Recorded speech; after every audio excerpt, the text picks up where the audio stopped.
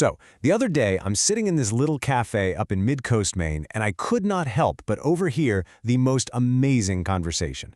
It was all about this project that's so full of hope and community spirit, I just had to share it. It all starts in this beautiful little town called Wiscasset.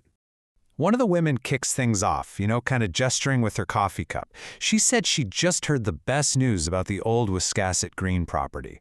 That beautiful but vacant building that's just been sitting there for a couple of years. And then she leaned in, and I heard her say that the Eldercare network of Lincoln County is doing something, well, truly transformative. The goal here isn't just care. It's an active program designed to actually reverse cognitive decline.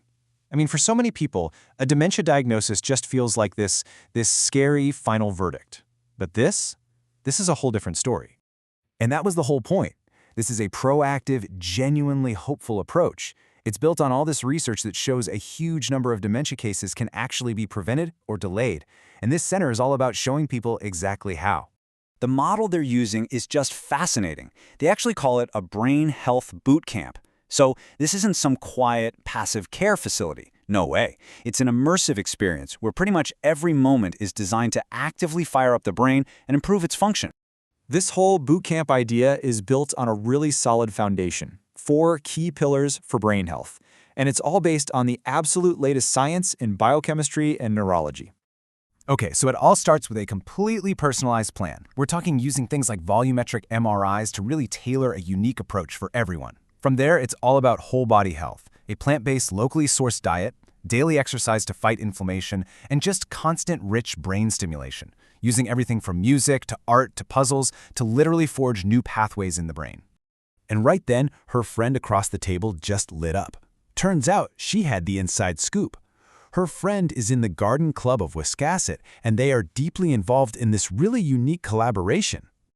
And this is where things get really, really cool. This isn't just about planting a few pretty flowers around the building.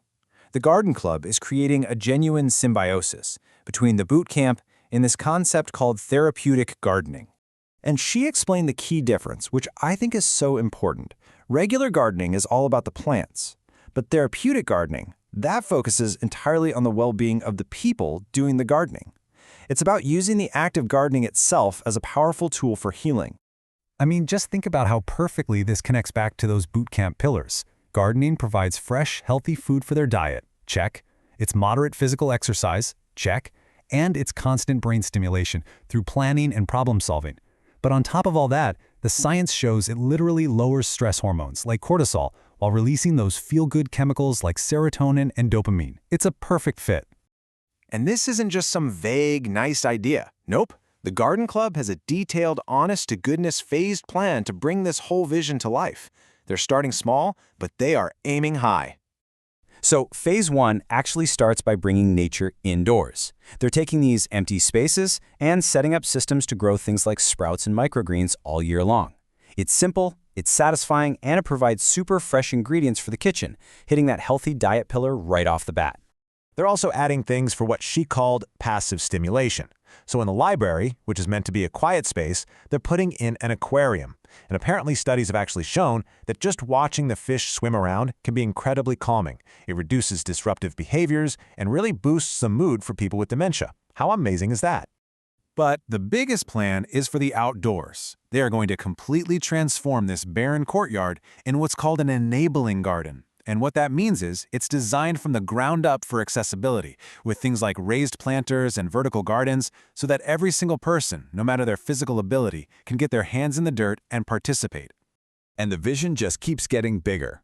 In the next few years, they're planning to add even more accessible beds, a 4-season greenhouse, and maybe even expand into the lot next door for a community garden or a therapeutic labyrinth. This is a serious long-term commitment.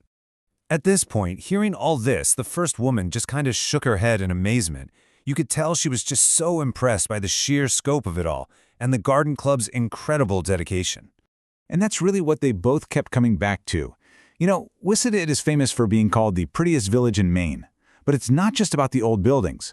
It's about this incredible community spirit, it's about volunteers, and it's about projects just like this. Projects that are really about the heart and soul of the town itself. So what started out as just a vacant property is being completely reimagined.